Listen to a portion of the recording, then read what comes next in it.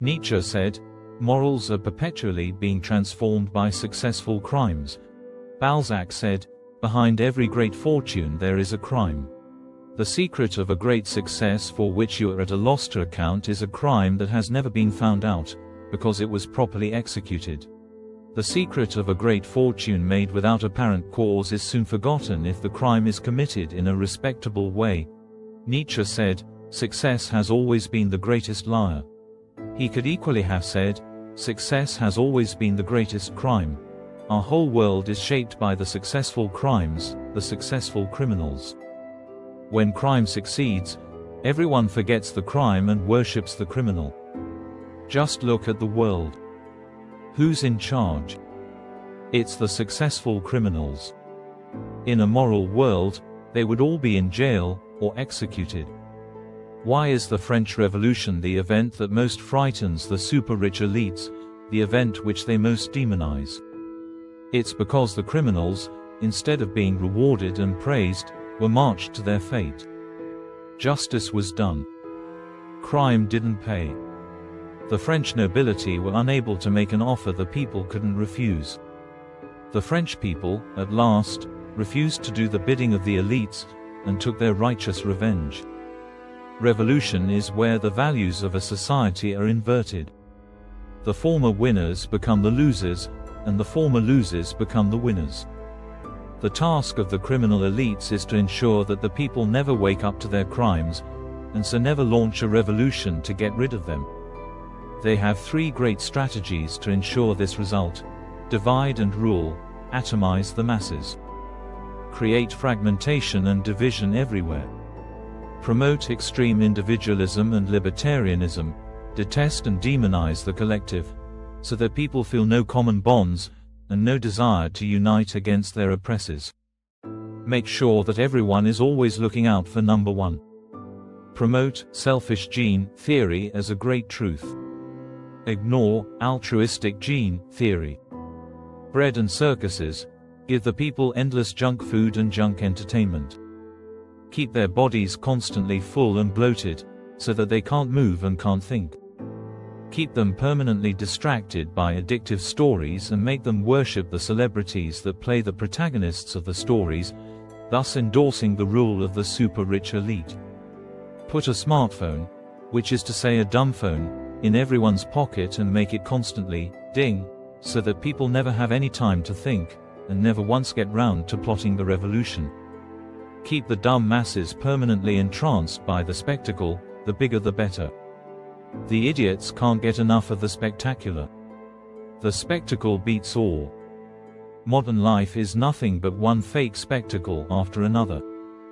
False consciousness. Take total command of the media and subject the masses to 24/7 propaganda. Make it impossible for them to see that the elites are criminals.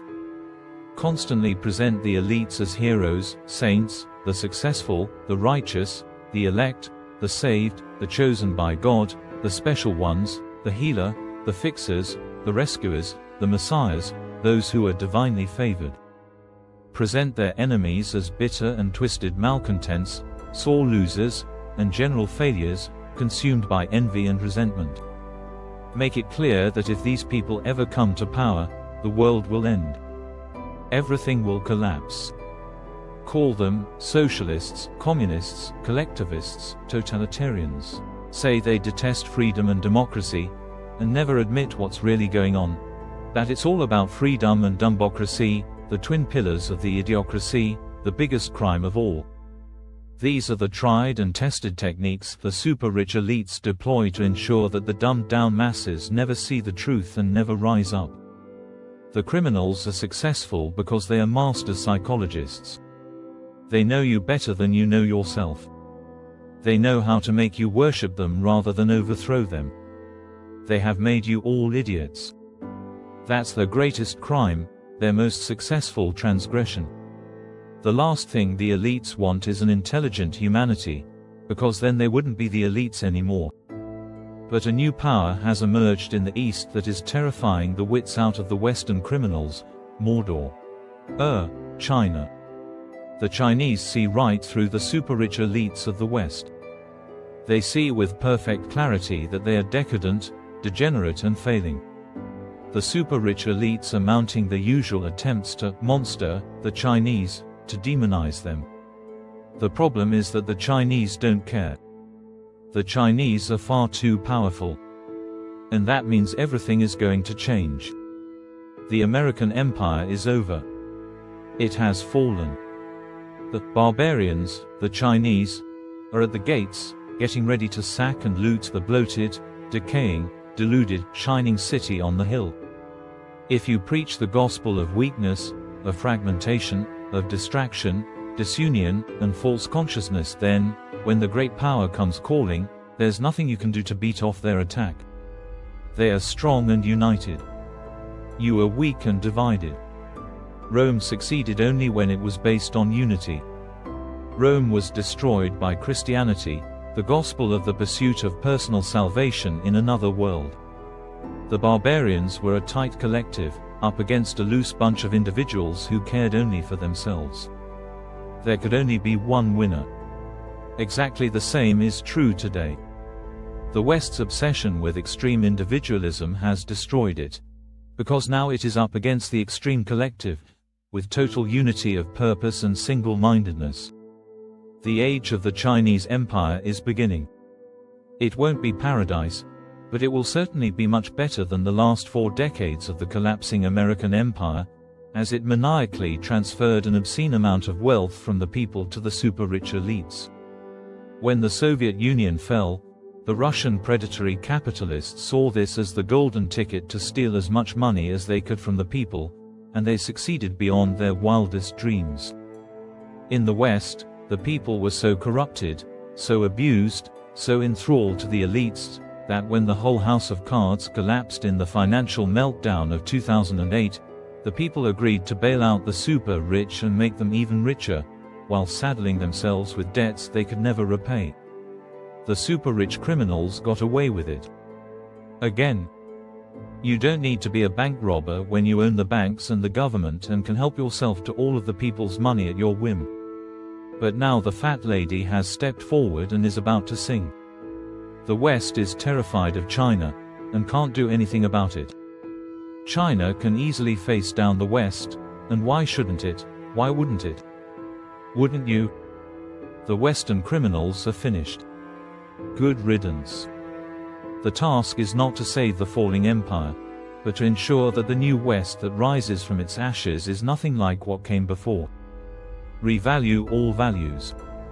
It's time for the grand synthesis of the individualistic philosophy of excellence of Nietzsche and the collectivist philosophy of excellence of Hegel. We need the optimized collective, composed of the optimized individuals. We need the gospel of excellence, not the gospel of faith or money. Let's not have the successful criminals in charge, let's have the wisest and best in charge.